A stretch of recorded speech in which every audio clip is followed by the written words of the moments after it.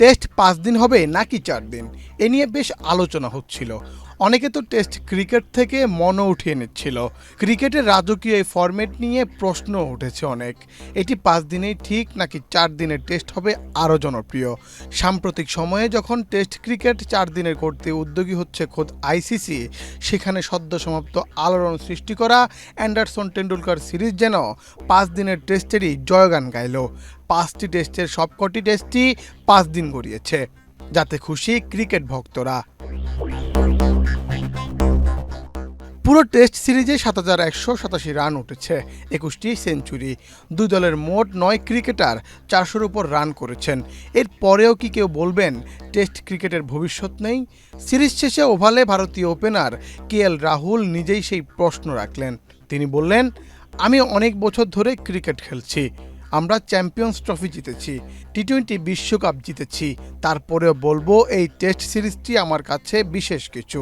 যেভাবে দুটি দল 5টি টেস্ট খেলেছে, তাতে যারা বলে থাকেন টেস্ট ক্রিকেট কি বেঁচে আছে, তারা বোধহয় উত্তর পেয়ে গেছেন। রাহুলের মতো সিরিজ নিয়ে মুগ্ধতা ছিল ভারতীয় অধিনায়ক শুভমান গিলের মুখেও। এই সিরিজটি ভারত বা ইংল্যান্ড না জিতলেও দুই দলের খেলোয়াড়রা বেশ খুশি। 5 দিনের টেস্টে আনন্দ পেয়েছে ক্রিকেট ভক্তরা। অনেকে তো 4 দিনের দাবি করেছে, খোদ আইসিসিও সায় দিচ্ছিল। তবে এবার এই সিরিজটি জানান দিয়েছে টেস্ট ক্রিকেটের সৌন্দর্য ওই 5 দিনই। প্রথম টেস্টে জয় ইংল্যান্ডের, দ্বিতীয় টেস্টে আবার জিতে ভারত, তৃতীয় টেস্টে আবার এগিয়ে যায় ইংল্যান্ড। এই পুরো সিরিজে একমাত্র ড্র ম্যানচেস্টার টেস্ট, এবং শেষ টেস্টে নাটকীয় জয় নিয়ে এই সিরিজে সমতা আনে ভারত।